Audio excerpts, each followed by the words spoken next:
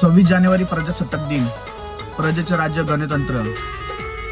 राजा का बेटा राजा नहीं बनेगा, राजा वही बनेगा जो हकदार है। हे हक्क मिळवून दिलेला आम्हाला डॉक्टर बाबासाहेब आंबेडकर यांनी। आणि प्रजासत्ताक दिनानिमित्त नाशिकचे पालकमंत्री यांना विसर पडलेले डॉक्टर बाबासाहेब आंबेडकरांचं नाव घेण्याचे। आणि बाबासाहेबांच्या विचारांवर कसं चालायचं, बाबासाहेबांवर किती प्रेम असावं, हे साधं उदाहरण आमच्या एका ताईने दाखवून दिलेलं आहे। मला मीडियाशी घेणं नाही मॅडम, मला सस्पेंड केलं, मी वाळूचे गाड्या उठतील, मी माती काम करीन, पण बाबासाहेबांची ओळख पुसून येणार मला सस्पेंड करायचं करू शकता मॅडम। बाबासाहेबाला संपवायचं काम करायचं नाही।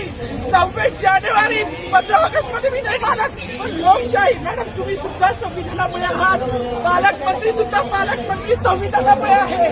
कोणताही जाती नाही, सगळी समानता केली आहे। मीडियाच्या समोर मी काही घाबरत नाहीये, मला सस्पेंड केलं तरी चालेल, मी वाळूच्या गाड्या खाली करेल, माती वाईल, पण बाबासाहेबांचं नाव पुसू देणार नाही।